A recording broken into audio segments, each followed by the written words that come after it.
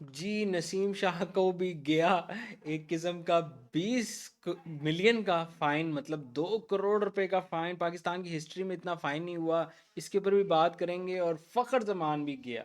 ये दो केसेस हैं आज जिसके बारे में बात करनी है। पीएसएल 2026 के अंदर जो नई अपडेट्स आ रही हैं, और बासत अली का कहना भी यही है कि फ़खर ज़मान गया।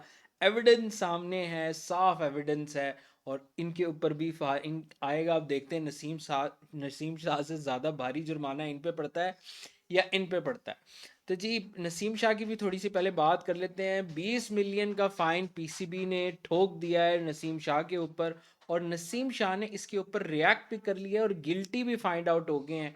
जो तहकीकात है वो मुकम्मल हो गई हैं कि नसीम शाह के अकाउंट से किसने मरीम नवाज के खिलाफ ट्वीट की थी। और नसीम शाह ने टर्मिनेट कर दिया अपने जो सोशल मीडिया मैनेजर हैं उनका कॉन्ट्रैक्ट, जो उनका सोशल मीडिया हैंडल कर रहे थे। और फिर जो भी शख्स जो रिस्पॉन्सिबल थे सोशल मीडिया की टीम के अंदर नसीम शाह का हैंडल करने में, वो पीसीबी के जितने भी क्रिकेटर्स हैं उसके उनका सोशल मीडिया हैंडल करने से ब्लैक लिस्ट कर दिए गए फॉर एवर।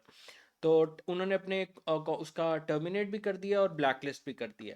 तो बाकी रीसेंट पोस्ट जो है उसमें नसीम शाह ने जो ट्वीट किया है सारे इसके ऊपर, जब 20 मिलियन का फाइन है, वो ट्वीट आपके सामने क्या किया है वो मैं पढ़ के सुना देता हूँ। कि रीसेंट पोस्ट हुआ मेरे अकाउंट से बाय माय मैनेजमेंट टीम।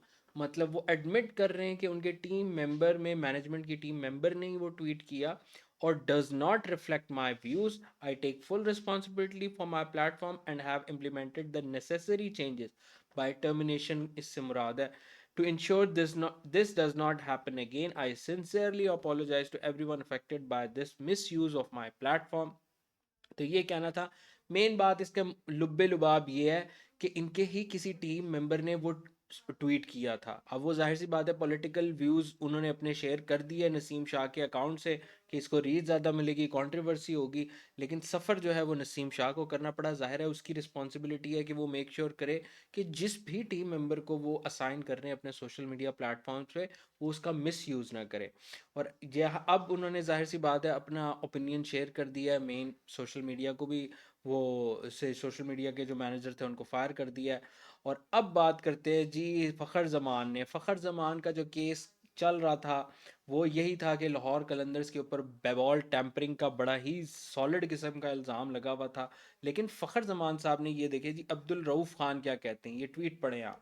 कि फ़खर ज़मान ने कैटेगोरिकली सारे चार्जेस जो हैं डिनाई कर दिए हैं कि भाई मैंने कोई बॉल टैंपरिंग नहीं की।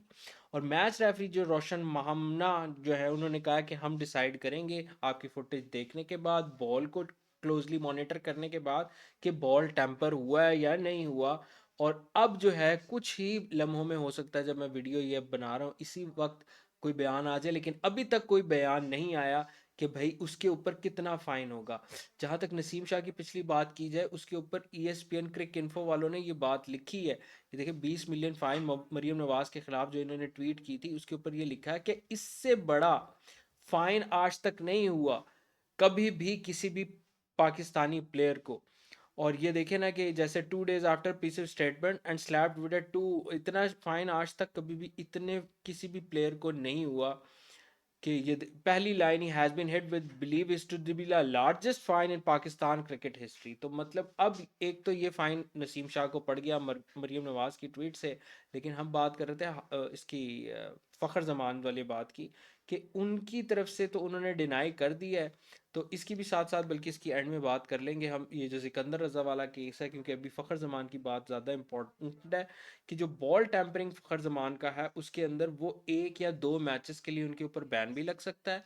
और फिर अगर साबित हो जाता है तो फाइन भी लगेगा।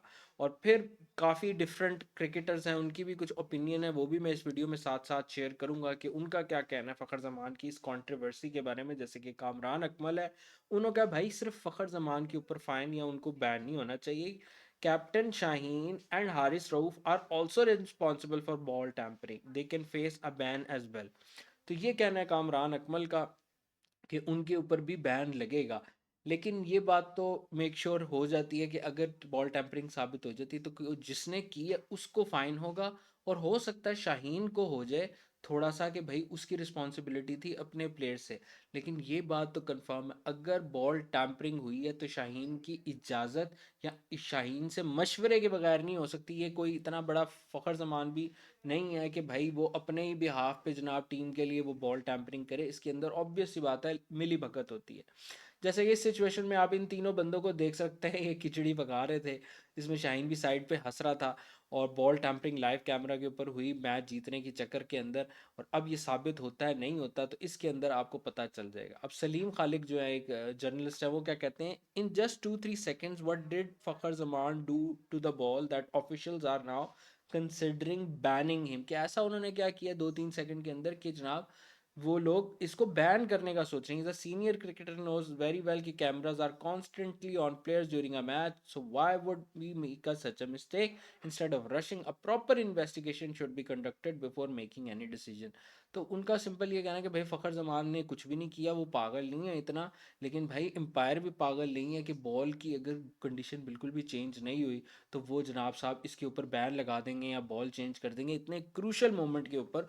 और फिर अगर इतना कॉन्फिडेंट होता ना शाहीन शाह अफरीदी कि मेरा प्लेयर कोई भी मेरी इजाज़त के बगैर बॉल टैम्परिंग नहीं करेगा, तो वो 5 रन की जो पेनल्टी थी ना उसके ऊपर वॉक ओवर कर देता। इतना कॉन्फिडेंस तो मुझे शाहीन के ऊपर है कि शाहीन अगर को पत्ता कॉन्फिडेंस होता ना कि यार मेरे बंदे ने नहीं की, तो वो कभी भी वो मैच कंटिन्यू करता, वो रोलर डाल देता कि भाई हम तो मैच ही नहीं खेलते जब तक आप ये 5 रन की पेनल्टी हम पे क्यों एक्यूजेशन आपने लगाई है।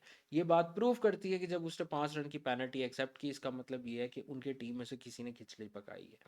और बात होती है हारिस रऊफ के डिफेंड करने की लास्ट या सेकंड लास्ट ओवर के अंदर, तो ये कुछ इमेजेस शेयर हुई हुई थी, मैंने कहा आपको दिखाऊं।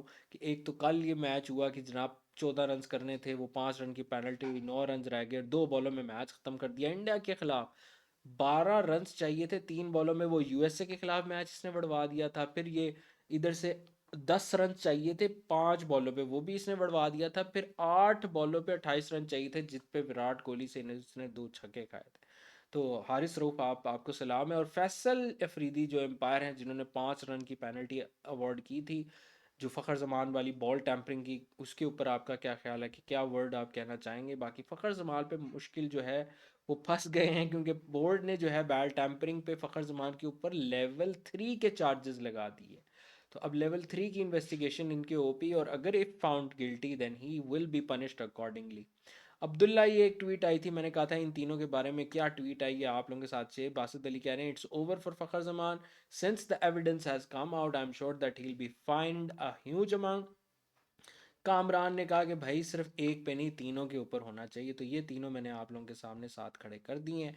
फिर जहाँ तक ये है कि कुछ एआई से फुटेजेस, ये देखिए ये एआई से लोगों ने ना कैंपेन फ़खर जमान के जो चहीते हैं उन्होंने ना ये एआई से कि भाई जी फ़खर जमान का तो नेचुरल एंगल है। ये देखिए ये एआई से ना ये टीम का नाम ही सही नहीं लिखा हुआ, ये देखिए ये स्पॉन्सर का नाम ही नहीं सही निकला, 2 नंबर फोटो क्रिएट की हुई है। ये देखें ये भी टीम का नाम सही नहीं लिखा हुआ, ये रूटरा पूटर्स, ये कौन सी ऐसी टीम है। तो ये जो है प्रोपेगेंडा कर रहे हैं कि जस्ट प्रूफ करने के लिए फ़खर जमान का नेचुरल एंगल है ऐसे बॉल पकड़ने का, ये हर फ्रेंचाइज क्रिकेट में ऐसे बॉल पकड़ता है। जबकि ये रियल पिक्चर्स ही नहीं है, दो ग्रीन की और ब्लू के अंदर नीचे वाली पिक्चर रियल है जो कि उसने हरकत की है। इसके अलावा ऐसे डोमेस्टिक में कभी भी फ़खर जमान को इस तरह से बॉल पकड़ते हुए नहीं देखा गया। लेकिन ये कैंपेन अब चला रही है फ़खर जमान के हक में कि यह किसी तरीके से बच जाए।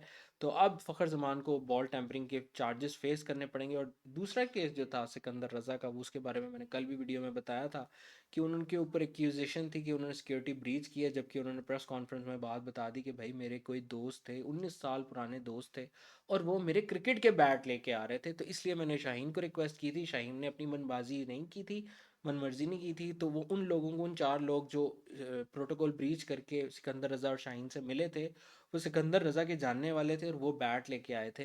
तो इस वजह से ये कंट्रोवर्सी कोई नहीं थी। सिकंदर रज़ा ने कहा कि मैं रिस्पॉन्सिबिलिटी लेता हूँ, मेरी फैमिली या मेरे फ्रेंड्स वो भी आ सकते हैं। तो फ़खर जमान की बॉल टेम्परिंग के बारे में आपकी क्या राय है वो कमेंट सेक्शन में भी लाजमी दीजिएगा। वो नसीम शाह के ऊपर जो फ़ाइन पड़ा है उसके बारे में क्या, रिजवान की बारी में बात की जाए तो ये कुछ कैलेंडर ईयर्स के अंदर पीएसएल के अंदर रिजवान के कुछ रन्स हैं। देखो जी 2021 से 500, 550, 550, फिर 407, 367। लेट्स सी इस साल पीएसएल के अंदर रिजवान कितने रन्स डोमिनेट कर पाएंगे। और ये देखें जी ये बॉल जो है उसके हिप के पास है और वो उधर ढूंढ रहा है। तो मतलब मुझे आज़म खान की बिल्कुल समझ नहीं आती कि किस बेसिस के ऊपर कौन लोग होते हैं जो इस तरह की फिटनेस के ऊपर कि उसको बेचारे को बॉल भी नज़र नहीं आ रही, वो क्या क्रिकेट खेलेगा? अरे क्या गुंडा बनेगा रे तू, हेरा फेरी में वो कहता है ना परेश रावल, रे क्या गुंडा बनेगा रे तू, इधर ला, तेरे को गुंडा बनना नहीं आता तो ये वो वाला बात है भाई, तेरे क्या क्रिकेटर बनेगा जो तुझे बॉल नहीं पकड़ना आता। तो आई होप कि वीडियो आपको पसंद है, you feel free to leave your thoughts about the video in the comments below. Next video तक के लिए टेक केयर, अल्लाह।